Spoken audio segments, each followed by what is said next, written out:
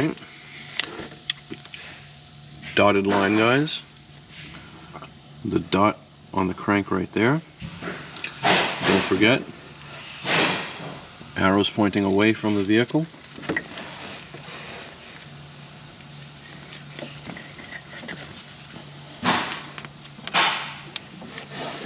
Now we hold this like that, and here's my trick. I'll grab my little vice grips right here. Well, they're not that little, but you just want to hold the belt firm enough. Give it a quick twist. Now that'll hold. Now we could lower the vehicle and route the timing belt on the front bank. Always start with the front bank first. Now you always start with the front bank first. Make sure the belt is lined up with the water pump.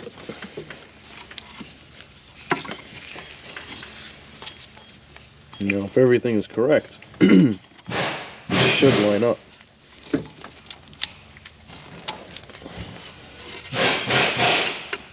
Alright, so we are on it right now, which is good. There's still a little slack here, which is not bad. And it's not exact. Oh, yeah, it is still lined up when you look straight down at it. Alright, good. So now we're going to put it on the other cam. We don't put this in yet. Now here is a special tip, guys. You see these little paper clips right here? They're also my timing belt special tool. Because instead of me holding it here and routing it there with my other arm, look at that. Boom. So now I could successfully work the other cam while it's being held here and it's being held there. So let's put the other side on.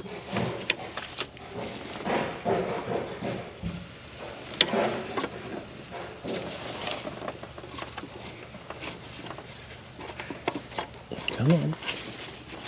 Come on, get on there. Get in your home. Get in your home. Let's get our other special tool out.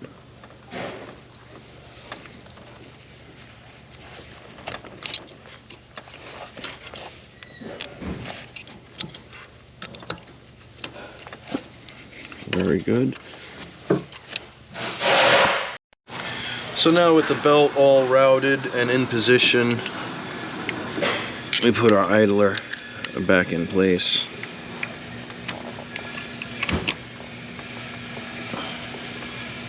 Now there will be a little bit of slack, but not a lot of slack through the belt. As long as all your timing marks are where they should be. After we torque this idler down and we pull the grenade pin, we're going to rotate the crankshaft 2 full rotations, or 720 degrees, and then we're going to recheck our timing marks. So let's torque this, pull the grenade pin, and yeah, we'll double check it. The specification on this guy right here is 47 Newton meters. It's a 14 millimeter. Very good. Double check. Oh, right. Oh, went a little red. What'd we go to? Oh, we went to 49. Well, it's extra safe now, I guess. Oh, sorry, guys. I know I'm going to get crap for that in the comments. Now, after the belt is all set up, guys, I forgot to tell you this. With the tensioner idler here, there is a very, very important washer on the back side of it. Do not lose this washer. It is very important. I repeat, do not lose that. So, after everything with the timing belt is all set, we install this, torque it down to spec, and then we pull that grenade pin.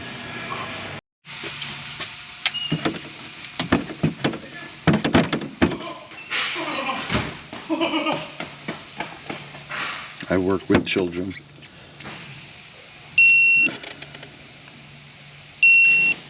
Very good. Alright. Grenade pin being pulled. We got a tire letting its air out in the background. Sorry guys, that might be a little bit of a high pitch, but what are you gonna do? grenade pins pulled. Put a little extra tension on that guy. Just a little bit. Now we're going to do our 2 full rotations and recheck our marks. If everything goes well, this mark should line up there, and our cam gears should line up. The marks on the belt, however, they'll never line up again. Ever. I mean, well, they might years down the road or so many millions of rotation of the belt, but as for when I'm doing my checks, those lines will never match up again. So let's get into doing our check. So we're going to temporarily install the crank pulley so we could rotate the engine. Now remember, tapered edge facing outwards. Always clean here and always clean inside here. Always make sure your woodruff key is still in place, because a crank pulley will be useless without that woodruff key. So all we're going to do is we're just going to install the pulley back on. Come on, get on there. And on there. Come on. There we go. And then we're going to rotate the motor, or excuse me, we're going to rotate the engine through the crank bolt. Alright, so our crank mark is over here on the back side of the pulley, so let's just use this for purposes. This has to go around twice. Let's see.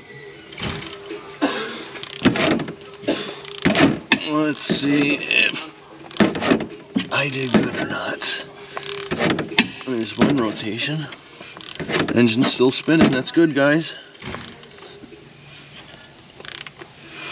Alright, we want to be about right there. Now we're going to lower the vehicle, and then I'll slowly move this into position, and I'll see if the cams are in position, and I should be able to peek behind the crank pulley to see if that's in position. So let's take it back down, guys. Alright, here's our mark. So it looks like we got to go one more toot right there. So this guy's lined up. Let's see, how's this guy? Yep, this guy is lined up nicely. Now, you know what? I'm gonna take the crank off and double check the crank. Oh yeah. See that dot? It's lined up with our mark, guys. When you're good, you're good. Or actually, when you do things right, things go to plan. Unlike the 2 bolts that broke. Alright guys, we have the drive belts all installed, all the timing covers installed, we got the engine mounts installed. I still got to tighten this guy up, don't forget that, stupid. We got the harness all installed back there, and unfortunately, since this is such an older vehicle, the plastic busted on these guys, so we put just the right amount of fibbage to hold it in place. This is going to connect to something in the evap, so is this. And we're getting there. So there's one thing that I don't agree with, guys. I did recommend to replace the idler for the timing belt and the tensioner, and they chose not to do it. Which, in all fairness, it's their vehicle. But the thing is, they looked original. This car is old. I think it's a 2005. I said it earlier. And just in good practice, when you're doing a timing belt service, you replace the timing belt, you replace the timing belt tensioner, you replace any idlers that have to do that, that have to do with the timing belt, the water pump, because it's there. You don't want to do the job twice. And I also inform, or I like to inform the customer, once we're in there may be a chance that the cam seals might be leaking or the crank seal might be leaking. And the only way to really tell a lot of the times is once you get the cover off and you actually get into the job, then you'll see it start to leak, or you'll see the leakage, excuse me. So they decided to save some money. We put it together, and they decided to save a little money elsewhere also, which I don't necessarily agree with. They want me to reuse the intake gasket, and they want me to reuse the throttle body gasket. Now, if you look at this gasket, it's no longer plumpy. It's flat. At this point, I would want to replace it, but they're not going to. So, unfortunately, I'm going to have to install just a very light layer of fibbage. I don't recommend it, but we got to do what we got to do. So, yeah. And it's a good thing I had this tape here, because I had this high temp grease on one of the bolts, and it actually slipped out my hand. And not for nothing, that would have fell in. But now we're up to taking that tape off. So we'll take that tape off, prep the surface, put a little bit of fibbage, make sure that gasket surface is clean, and we'll get that intake on. Alright, very good, guys. We're that much further put together. All the brackets are tightened to the intake. Now, do not forget, there's three. There's one here, there's one here, and there's one here. If you leave one loose, or if you don't tighten one, or if you leave one of those bolts out, you will have a rattle at idle. Ask me how I know. Alright guys, we got everything together now. We got coolant in the system. We ran out of parts, and I see one other thing I gotta tighten up. I gotta tighten this guy up. But we're ready to start. Will it start? I did clean the throttle body, so if it does start, it's gonna be a very high idle at first. So let's tighten that guy up and let's get her started. Alright guys, let's see. Will it start?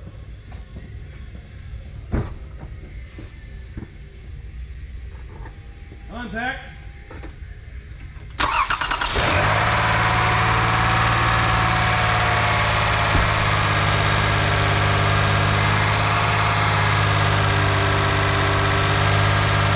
So far so good.